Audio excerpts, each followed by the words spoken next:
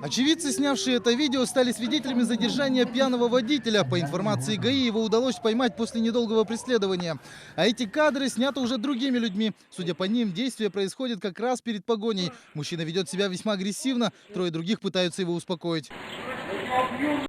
После небольшой потасовки пьяный водитель садится за руль и начинается его преследование. В госавтоинспекции отметили, что Нива ехала по дороге из стороны в сторону и проезжала на красный. ВАЗ был заблокирован. В автомобиле находился один водитель, но выходить из салона автомашины он отказывался.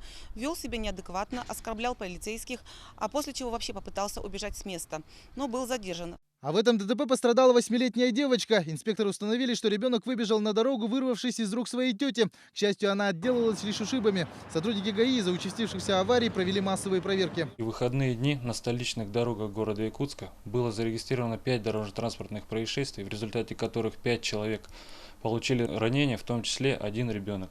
В районах республики последствия аварии более печальные. На 38-м километре трассы Мирный-Ленск опрокинулся микроавтобус. По данным республиканского ГИБДД, водитель ехал на небезопасной скорости, нарушил правила расположения транспортного средства на дороге и выехал на встречку. Водитель 89-го года рождения и его 20-летняя девочка-пассажир с множественными ранениями были доставлены в Ленскую центральную больницу. Спустя сутки водитель скончался, не приходя в сознание, в реанимационном отделении районной больницы. Девочка-пассажир находится в крайне тяжелом состоянии. При похожих обстоятельствах на этой трассе случилось уже известное ДТП с 3 жертвами. Накануне водолаза извлекли погибших из реки Нюя. Расследованием этой аварии сейчас занимается Следственный комитет по Якутии. Всего в минувшие выходные в Якутии произошло 9 дорожно-транспортных происшествий. В результате 12 человек пострадало, в том числе 3 детей и 1 человек погиб уже в больнице.